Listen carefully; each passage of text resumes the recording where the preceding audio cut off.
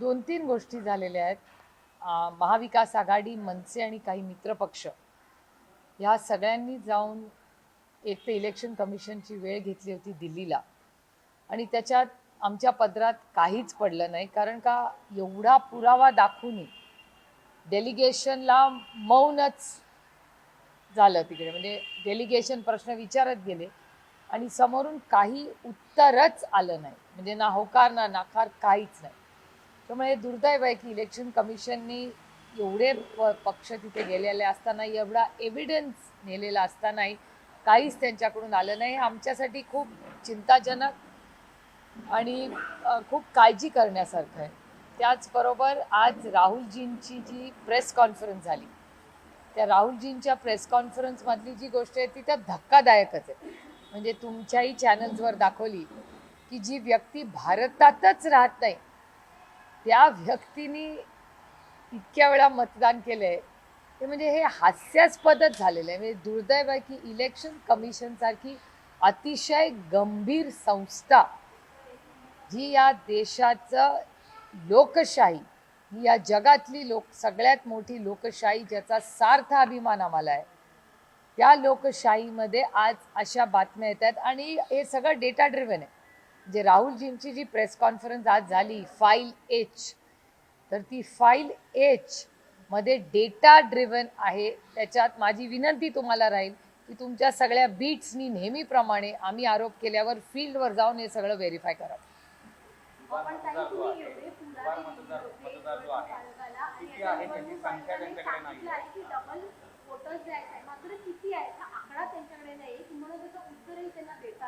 माझा प्रश्न आहे की ते रोखणार कसं डबल मतदान, म्हणजे दुबार मतदान थांबवणार कसं, हा माझा प्रश्न आहे. ह्याचं कारण असं, एवढं तंत्रज्ञान आहे, एवढा मोठा AI म्हणजे आर्टिफिशियल इंटेलिजन्सच्या माध्यमातून एवढे नवीन ॲप्स निघाले आहेत, ह्याच्यात दुबार मतदान नॅरो करणं हे काय फार अशक्य नाही आहे भारत सरकारला.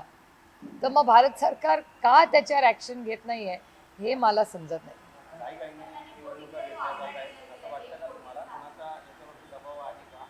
शक्यता नाकारता येत नाही, कारण अनेक गोष्टी महाराष्ट्रात आणि देशात होत असतात.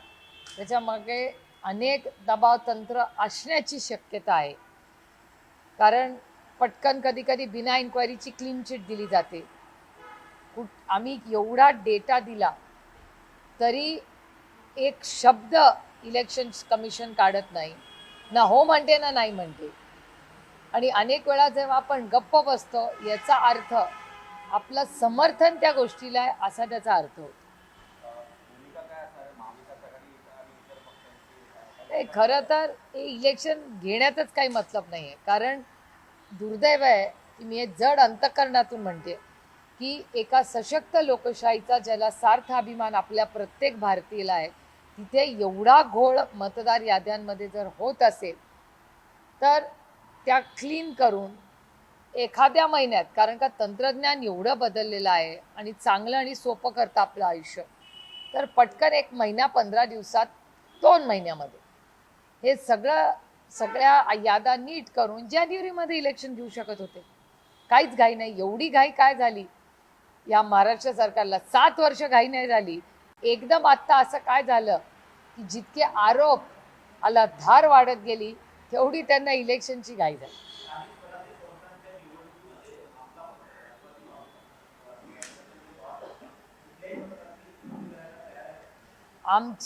आमचा पहिला प्रस्ताव आणि आमची इच्छा आहे की आम्ही महाविकास आघाडी म्हणून लढावं.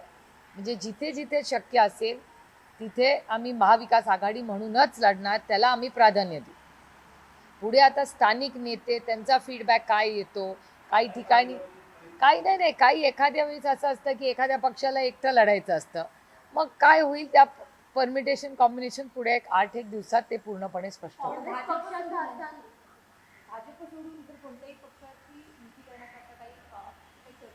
नाही, चर्चा अशी नाही. अनेक सूचना येत आहेत.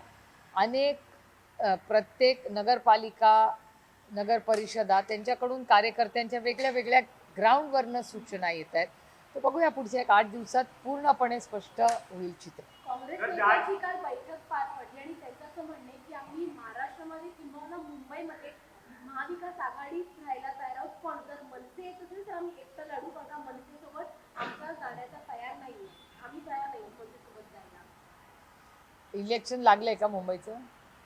अजून नाही ना, मग बघूया ना, आल्यावर बघू, चर्चा करू. जो पेपर आहे पहिला तो सोडूया ना. मी 9वीत असताना 10वीच्या पेपरची काळजी आता कशाला करू, आधी तर 9वी पास होऊ द्या. दहावीचा पेपर सोडवण्यासाठी मात्र स्थानिक पातळीवर स्थानिक पातळीवर दहावीचा पेपर सोडवण्यासाठी तुम्ही जर एकनाथ शिंदेच्या शिवसेनेबरोबर जायचं झालं तर स्थानिक पातळीवर तर त्या ठिकाणी जाल का अजित पवारांबरोबरच्या राष्ट्रवादीबरोबर जाऊ का भाजप तुम्ही मताची सोडून जर असं मी म्हणलेले नाही, असा प्रश्न विचारलाय मला, मी काहीच म्हणलेले नाही. अशा अशा बातम्या येत आहेत की नाही, बातम्या आता येत राहतात, बातम्या येत राहतात ना. भाजपचं म्हणणं काय? कार्यकर्त्यांचं म्हणणं आहे की महाविकास आघाडी म्हणून ताकदीने आपण लढूया, असं पदाधिकारी नेते सगळ्यांचंच म्हणणं आहे.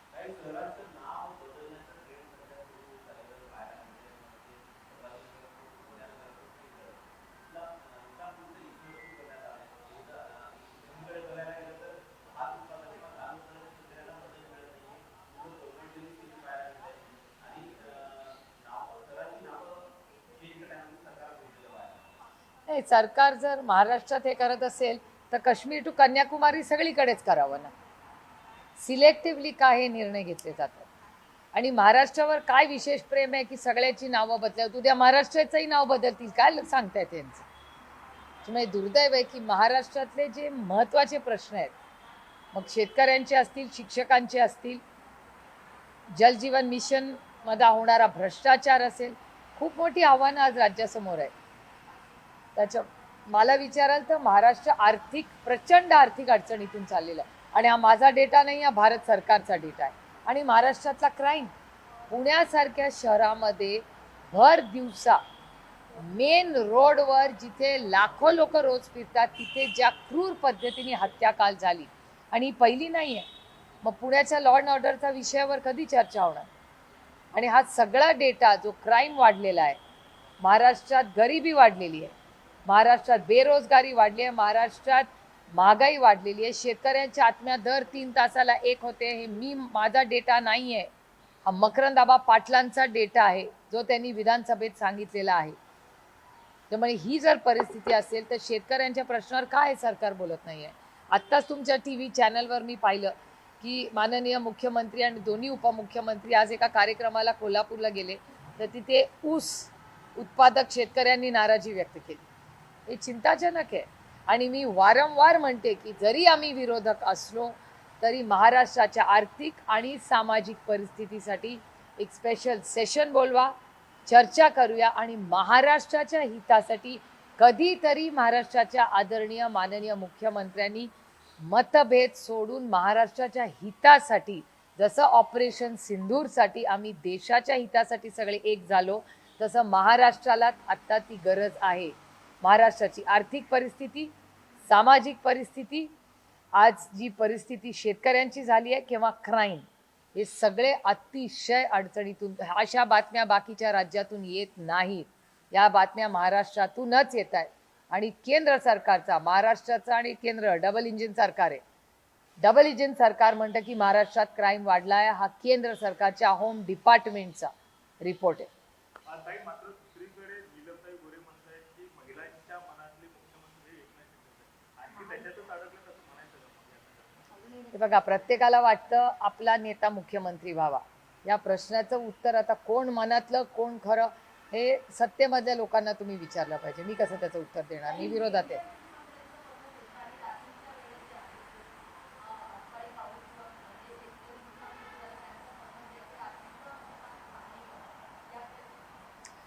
नाही, नुकसान पाहणीच्या दौऱ्याची मी बातमी वर्तमानपत्रातही वाचली, आणि मी त्यांचा मोठा गाड्यांचा ताफाही पाहिला.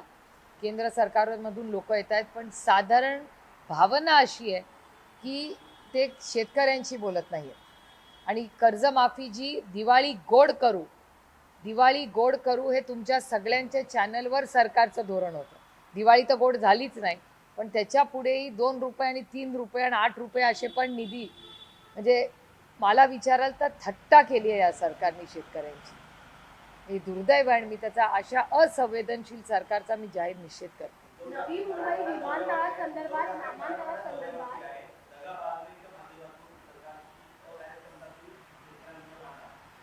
मध्ये वास्तवच आहे. आणि तुमच्या सगळ्या चॅनलवर गेले महिना सव्वा महिना सातत्याने, म्हणजे परवाची शेतकरी आत्महत्या जी नाशिकला निफाडला झाली, कांद्याचा शेतकरी असेल, सोयाबीनचा शेतकरी, केळीला काही भावच राहिला नाही. झेंडू यावेळी दिवाळीत आणि दसऱ्याला रस्त्यावर फेकून दिले शेतकऱ्यांनी. सोयाबीनची तीच परिस्थिती. आणि हे सगळं तुमच्या चॅनलवर मी कुठलेही आरोप महाराष्ट्र सरकारवर करत नाही. जे वास्तव आहे ते सांगायचा एक प्रांजळ प्रयत्न सातत्याने रोज या महाराष्ट्र सरकारला करण्याचा प्रयत्न करतो. काही नवी मुंबई विमानतळाच्या नामांतराच्या प्रश्नावरून मुंबई उच्च न्यायालयाने सांगितलंय आम्ही कोणी नाही नामांतर करायचं, त्यामुळे सगळा निर्णय हा केंद्र सरकारकडे, केंद्राने ठरवलं नामांतर होऊ शकतं. महाराष्ट्र सरकारने प्रस्ताव जे काही त्यांच्या मनात आहे पारदर्शकपणे पाठवावं आणि केंद्र सरकारने तातडीने निर्णय घ्यावा. आणि जी काही भावना स्थानिकांची आहे ती सातत्याने तिथल्या स्थानिकांनी मांडलेली आहे, त्याच्यावर सरकारने ॲक्शन घ्यावी. वो एग्जाम्पल्स नहीं थे, वो डेटा था. वो उदाहरण बिल्कुल नहीं थे, वो हार्ड कोर डेटा था. जो वास्तव है, जो डेटा ड्रिवन है, वो राहुल जी ने आज दिखाया है. और मेरे ख्याल से इस सब की इंक्वायरी होनी चाहिए. जिस इलेक्शन कमीशन पे हम सब ने विश्वास रखा है और एक सशक्त लोकतंत्र में ये देश किसी की मन मर्जी से नहीं चलता. ये देश सिर्फ और सिर्फ भारत रत्न डॉक्टर बाबा साहब अम्बेडकर के संविधान से चलेगा. और इलेक्शन कमीशन में अगर गलतियां हुई है तो मानना चाहिए. एक लड़की का नाम जिसका आया जो इस देश में रहती भी नहीं, उसने वोटिंग किया है. और मेरी विनती है कि हमेशा हम जब आरोप करते हैं इस मामले में, मैं आपकी आभारी हूँ और आज भी आपको मैं विनती करती हूँ कि जो हम आरोप प्रत्यारोप कर रहे हैं आप प्लीज़ जाके फील्ड पे चेक करें. और आज तक जो आरोप इलेक्शन कमीशन और सरकार पे हुए एक भी गलत नहीं आए. अपोजिशन के आरोप को लेकर कल जब पत्रकारों ने सवाल किया स्टेट डीसीआई को, तो उन्होंने कहा कि जो लिस्ट आती है वो सेंट्रल से आती है, उसमें हमारा कोई हाथ नहीं है, हम सिर्फ ऐड और डिडक्शन करते हैं, पर जो लिस्ट जो फाइनल लिस्ट आती है वो सेंट्रल से आती है, उसमें हमारा. लेकिन ऐड और डिडक्ट आप करते हैं ना, तो अगर ऐड और डिडक्शन में अगर गड़बड़ है तो इनकी जिम्मेदारी नहीं है कि केंद्र सरकार को कहे या केंद्र इलेक्शन कमीशन को कहे कि भैया हमने ये ऐड किया था, ये डिडक्ट किया था, ये फिर ठीक होके नहीं आए. ऑब्जेक्शन तो रेज कर सकते हैं. लोकतंत्र है ना, कि देश मनमर्जी से चल रहा है किसी की. ये हुकूमत नहीं है, ये लोकतंत्र है. लोकतंत्र में हर एक को आवाज़ उठाने का अधिकार है. और हमारी अपेक्षा है कि महाराष्ट्र में अगर उनको लग रहा है कि केंद्र सरकार से लिस्ट में कुछ बदलाव करने की ज़रूरत है तो इलेक्शन कमीशन क्यों नहीं कुछ बोल रहा है. फिर किस काम का ये इलेक्शन कमीशन कि अगर वो आवाज़ ही नहीं उठाए या सत्य ना बोले. कल रीजनल पार्टीज का एक डेलीगेशन भी सेंट्रल इलेक्शन कमीशन से मिलने के लिए गया था. आपको क्या लगता है किस तरीके का अप्रोच और attitude election commission state regional party. Regional parties नहीं गई थी. कांग्रेस पार्टी एक नेशनल पार्टी है, कांग्रेस पार्टी भी गई थी उस डेलीगेशन में. तो इस देश के बहुत सारे पार्टीज कल गई थी. कांग्रेस पार्टी, महाविकास आघाड़ी के पार्टी और मनसे और उनके मित्र पक्ष सब कल गए थे. सुनने के लिए बहुत घंटे रुकना पड़ा, लेकिन इलेक्शन कमीशन शायद व्यस्त होगा, उन सब से मिले. लेकिन जो आरोप किए, जिसका डेटा भी दिया, उस पर एक जवाब नहीं आया इलेक्शन कमीशन का. ये बहुत दुख की बात है कि इतना सारा डेटा जो हम आपके सामने रख रहे हैं, जो सच्चाई है, लेकिन न्याय नहीं मिल रहा है. एक पीडब्ल्यूडी का रिपोर्ट सामने आया है जिसमें मालूम हुआ है कि वो पिछले साल रोहित पवार ने इलेक्शन से पहले आरोप किए थे कि मिनिस्टर के बंगलोज के रेनोवेशन में काफ़ी बड़ा घोटाला हुआ है. उसको सही पीडब्ल्यूडी के इंटरनल रिपोर्ट में ही माना गया. रोहित पवार जी जो आरोप कर रहे हैं, आप देख रहे हैं कि एक तो वो आरोप डेटा ड्रिवन होता है और ये तीसरा या चौथा आरोप है जिसको सरकार ने माना है. मतलब सरकारी नोट ने कहा है हाँ जो रोहित पवार जी ने आरोप किया वो सच है. तो मेरे ख्याल से इस सब की इंक्वायरी होनी चाहिए. और पीडब्ल्यूडी में अगर भ्रष्टाचार हो रहा है तो इसकी इंक्वायरी होनी चाहिए. आपको याद होगा, मैं बड़ी विनम्रता से, फिर मैं कह रही हूँ, मैं बड़ी विनम्रता से इस देश के प्रधानमंत्री जी को याद दिलाना चाहती हूँ कि इस देश ने उन पे विश्वास रखे. उनका एक टैगलाइन था, न खाऊंगा न खाने दूंगा. और बीजेपी का यही नारा था कि न खाऊंगा न खाने दूंगा. तो मेरे ख्याल से माननीय प्रधानमंत्री जी ने इंटरवेंशन करना चाहिए कि महाराष्ट्र में अगर भ्रष्टाचार हो रहा है तो हमारी अपेक्षा है कि भारत सरकार ने इसमें इंटरवेंशन करे, और अगर यहाँ से भारत सरकार को कोई नहीं कहेगा तो मैं खुद जब पार्लियामेंट में जाऊंगी तो ऑन रिकॉर्ड मैं सारी चीज़ें उठाऊंगी पार्लियामेंट में। किसानों के बारे में सवाल था। परसों ही नासिक के निपाट में एक ग्रेप फार्मर ने आत्महत्या कर ली। सरकार ने जो हिस्टोरिक तरीके से मदद खुद ही क्लेम किया था, वो जारी होने के बाद भी जो आत्महत्याओं का सिलसिला है वो रुकते नहीं रहा। नहीं, एक तो जो कमिटमेंट्स भारत सरकार ने और महाराष्ट्र सरकार ने की थी वो तो फील्ड पे कुछ नहीं दिख रहा है। महाराष्ट्र सरकार के और माननीय मुख्यमंत्री जी ने कहा था हम पूरा ऋण माफ़ करेंगे, वैसे तो हुआ नहीं है, और महाराष्ट्र सरकार मिक्स सिग्नल दे रही है। महाराष्ट्र के माननीय मुख्यमंत्री जी कहते हैं हम माफ़ करेंगे ऋण, कोई और मंत्री कह रहा है कि हम ऋण माफ़ नहीं करेंगे। तो सरकार की धोरण क्या है, इसमें स्पष्टता नहीं दिख रही है। तो मेरे ख्याल से जब इलेक्शन आता है तो बहुत बड़ी बड़ी कहानियाँ, भाषण और प्रॉमिसेस रखे जाते हैं, लेकिन इलेक्शन जीतने के बाद ये पूरा जो उन्होंने कमिटमेंट किया है उसमें एक भी उन्होंने आज तक 1 साल में पूरा नहीं किया। उनकी सरकार आई 1 साल हो गया।